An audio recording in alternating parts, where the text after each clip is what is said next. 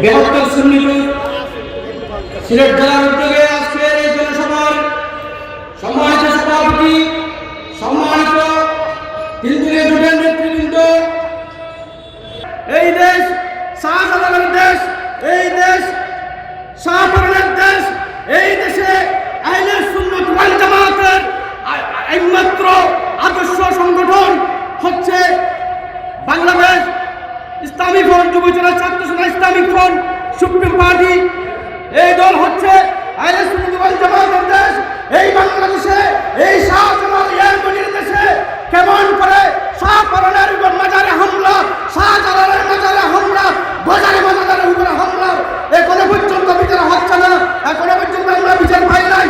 আমরা ওইদিনে বিচার পাবো যেদিন এই দেশে শাহজালাল ইয়ারমনি রহমতুল্লাহ আলাইহির উত্তরসূরিরা সংসদে গিয়ে নারায়ে রিসালাতের আওয়াজে বুলন্দ করবে।